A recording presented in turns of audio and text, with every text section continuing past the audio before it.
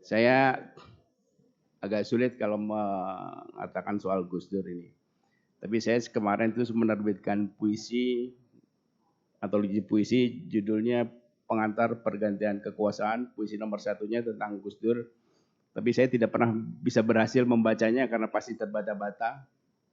Karena itu saya mohon izin Ketua Umum, minta Sulaiman untuk membacakannya. Sulaiman ini bertahun-tahun bersama Gus Dur, mulai dari ruang tamu sampai ke kamar mandi. Terus hampir 24 jam di hari-hari terakhirnya. Pak Sulaiman tolong nanti sini aja. Di sini aja.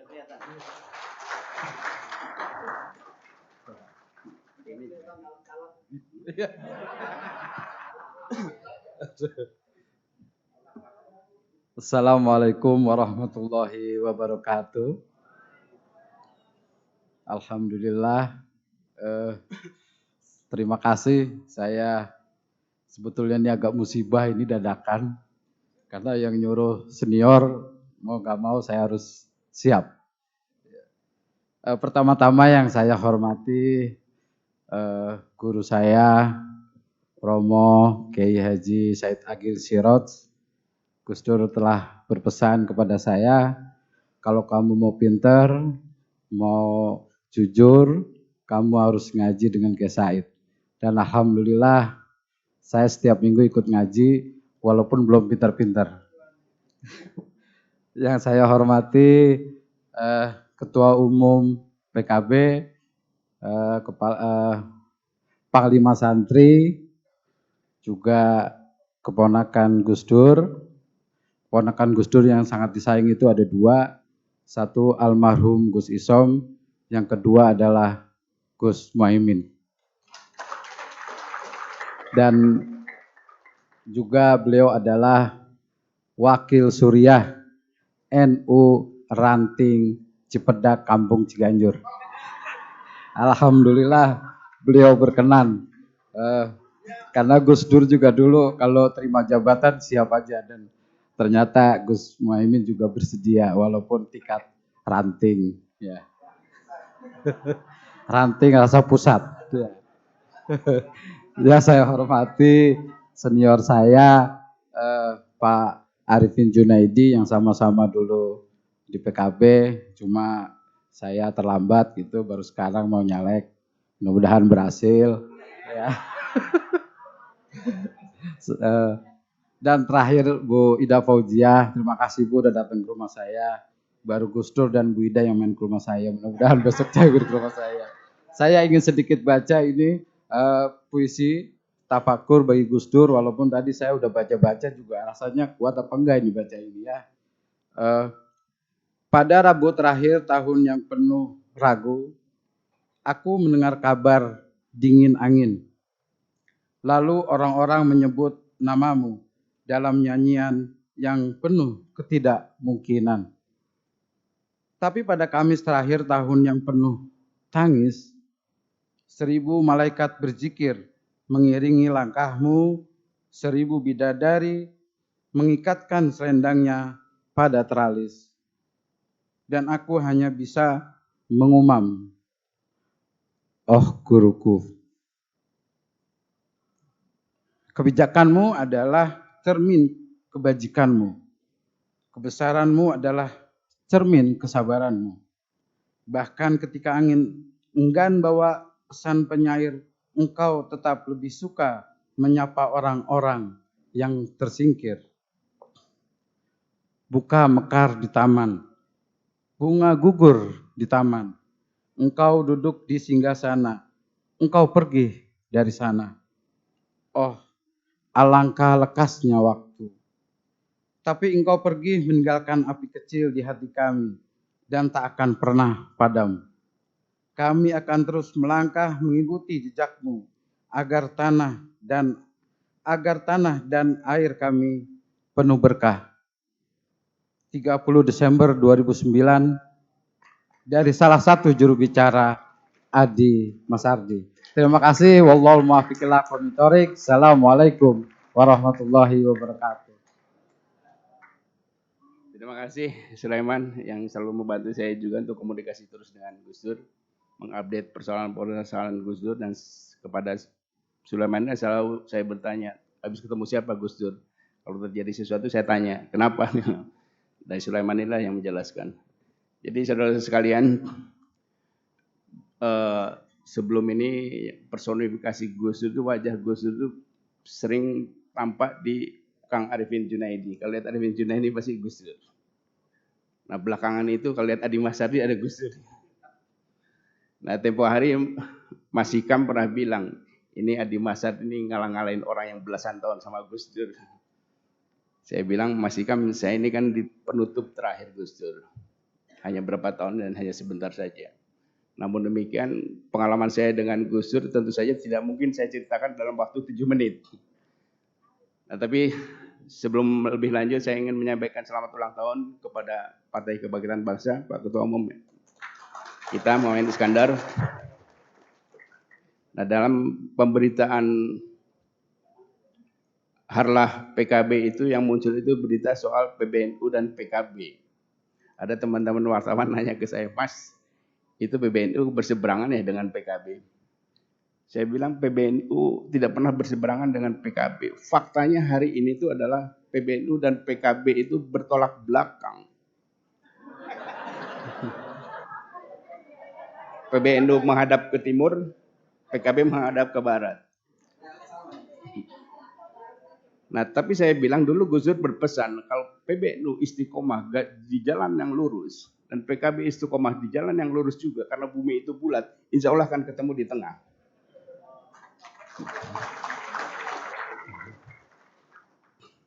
Dan tentang NU ini saya dulu pernah bertanya kepada Gus Dur. Gus, dulu tuh apa sih maksudnya bikin PKB? Dia jelaskan dengan sangat logis. Dia bilang, dia panggil saya itu Mas Ardi, tapi kedengarannya seru Mas Adi. Mas Ardi, dia bilang, politik itu sekarang di seluruh dunia mulai tidak kehilangan moralnya, kehilangan attitude-nya, kehilangan kemanusiaannya. Perang, ekonomi, korupsi, dan lain-lain. Maka perlu spiritualitas baru di dalam partai politik. Dalam politik itu harus ada spiritualitasnya. Itulah sebabnya saya membuat PKB. Gus Dur kemudian memberi contoh di beberapa negara. Seperti di India misalnya. BJP partainya Narendra Modi yang sekarang itu didukung oleh organisasi terbesar Hindu. Kemudian di Jepang ada Komeito itu didukung oleh Sogo Gakkai, itu organisasi Shinto terbesar. Saya cek juga di beberapa negara di Eropa, organisasi keagamaan yang besar itu seperti Katolik dan Protestan, bahkan di Jerman itu mendukung CDU dan CGU. Jadi begitu juga di Amerika. Kenapa ada Demokrat tetap istiqomah, Republik juga ada organisasi keagamaan yang mendukungnya.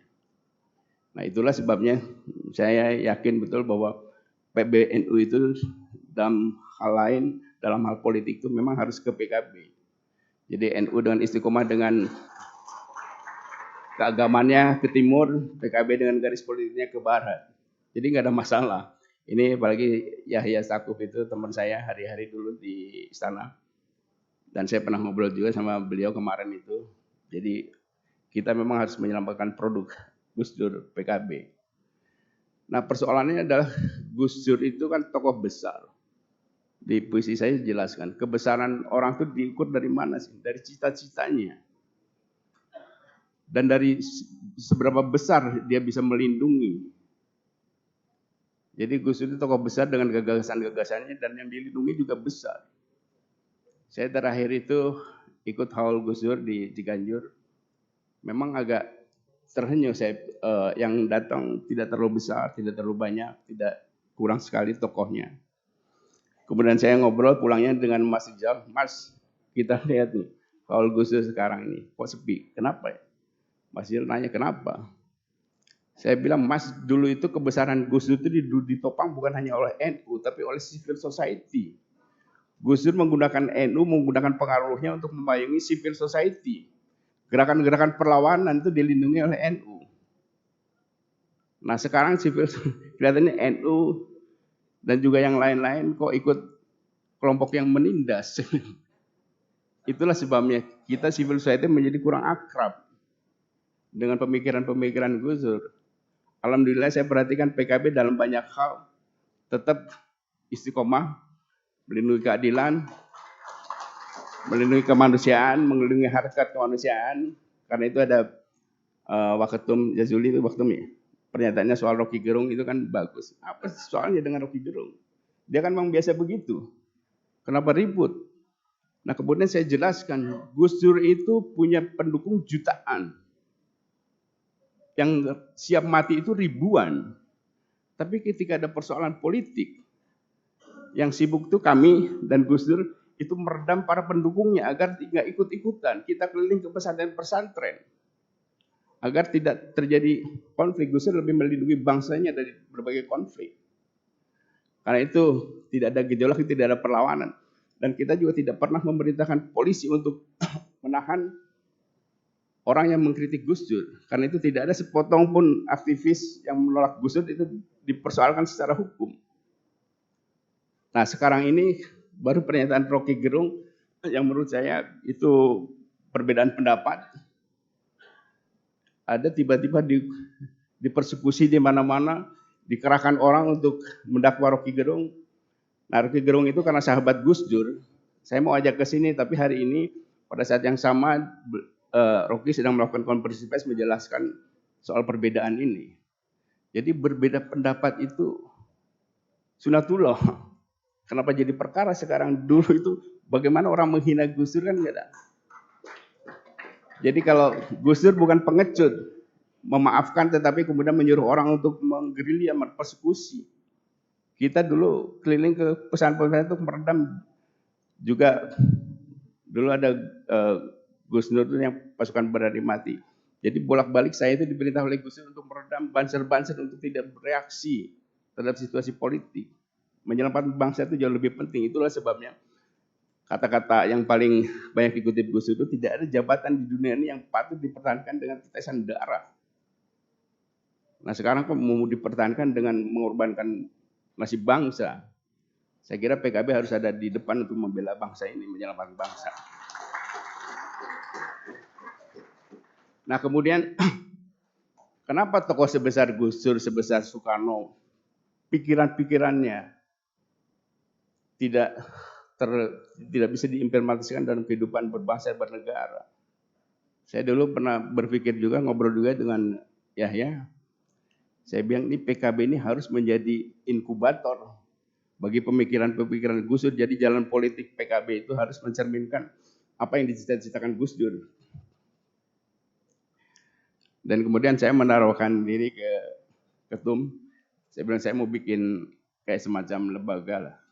Lembaga laboratorium politik Gus Dur, LPG, yang akan menggodok pemikiran-pemikiran Gus Dur. Sehingga kalau ada keputusan politik itu kita masak dulu di laboratorium ini. Bagaimana pandangan Gus Dur soal ini? Kayak kira-kira kalau di kita nih hadisnya lah. Ada hadis-hadisnya untuk keputusan misalnya soal sumber daya alam. Bagaimana sikap Gus Dur terhadap sumber daya alam? Kan jelas. Dulu itu Gus Dur minta moratorium semua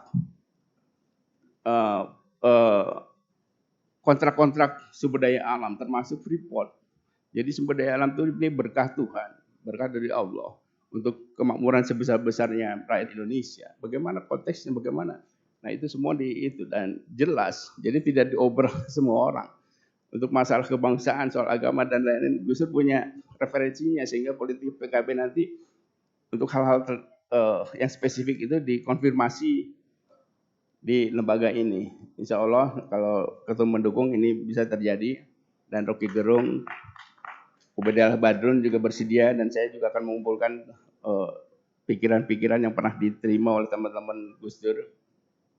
Nah, jadi terakhir saya melihat Gus Dur ini punya 3 level teman. Satu teman berjuang, kayak Rocky Gerung, teman-teman yang lain, Sastro, teman berjuang. Kemudian satu lagi lingkaran teman-teman bekerja, Adi Masari, Mas Ikam, Alwi Sihab, yang tadinya ikut berjuang, satu bekerja. Kemudian saya bilang ada satu lagi teman bagi hasil. Nah saya nggak pernah diajar. Nah kemudian Gus Dur ini kalau dipresentasikan petinju ini petinju kelas berat. Apa ciri petinju kelas berat dengan petinju biasa? Kalau petinju kelas bulu yang lain itu kerjanya mukul aja, mukul. Habis itu mundur. Kalau petinju kelas berat itu mukul, rangkul. Nah, saya bilang dalam waktu yang singkat ini saya baru mendapat ilmu Gus Dur untuk memukul aja. Ilmu merangkulnya enggak. Nah, beda sama Gus Muhaimin, diajarin memukul juga merangkul juga. Jadi sudah pasti, jadi belasan tahun hanya bisa memukul. Jadi yang merangkul biar Gus Imin aja lah, biar kita bagian mukul. Jadi demikian saudara sekalian, tidak banyak memang yang saya pahami dari pikiran-pikiran Gus Dur, tapi saya menjadi seperti ini memang atas perintah Gus Dur untuk menegakkan keadilan, kebenaran, dan perintah itu belum pernah dicabut. Jadi itulah sebabnya sampai hari ini saya masih aktif di jalanan, karena saya juga ingin agar orang itu teringat bahwa di Republik ini pernah ada Gus Dur. Nah, satu lagi, ini teman-teman PKB Ketua Umum, dulu nih ketika ada isu Gus Dur mau dijadikan pahlawan, saya bilang saya yang paling keras menolaknya. Apa urusannya Gus Dur jadi pahlawan? Masa orang yang melanggar konstitusi bisa diangkat jadi pahlawan? Apa kata dunia nanti? Apa kata anak-anak kita, anak cucu kita begitu melihat pahlawan tapi rekornya diimpeach itu kan melanggar konstitusi. Nah, saya ngobrol itu juga dengan Pak Mahfud ahli tata negara.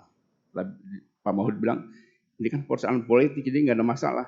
Ya, yang tahu ini soal politik kan kita, Mahfud, masih hidup. Anak cucu kita kan nggak tahu ini. Terus gimana? Ya selesaikan dulu recovery, di cover dulu, dicabut dulu soal impeachment itu, dihapus dulu. Oh, tapi ini perusahaan politik, kata Pak Mahfud. Saya bilang nggak sulit-sulit amat kok. Jadi kalau nanti PKB menang di 2024 dengan mengumpulkan juga faksi-faksi dari NU dalam sidang MPR, minta salah satu keputusan itu menempatkan Gus Dur sebagai pahlawan. MPR yang menempatkan Gus Dur sebagai pahlawan. Sehingga dengan demikian undang-undang produk yang di bawahnya kan otomatis gugur demi hukum. Nah, saya bilang agar tidak menjadi kontroversi, naikkan juga Soekarno, tetapkan juga sebagai pahlawan oleh MPR. Begitu juga Soeharto, sehingga kita ini punya tokoh-tokoh bangsa yang tidak cacat di belakangnya. Dengan pembersihan ini, pemutihan tokoh-tokoh ini, kita bisa menatap masa depan lebih jernih, lebih jelas. Jadi dengan demikian, persoalan-persoalan politik Gus Dur juga bisa selesai. Saya bilang sesederhana itu, dan itu gampang saya bilang. Kalau NU, PKB, kemudian dengan faksi-faksi NU di partai lain, di dalam agenda nanti sidang umum MPR produk pemilu itu. Tapi saya ingin tanya dulu Pak Ketum, apa ada pemilu nanti? Insya Allah kalau ada pemilu, jadi program PKB di MPR itu memang harus mengangkat presiden, kepahlawanan presiden itu oleh MPR.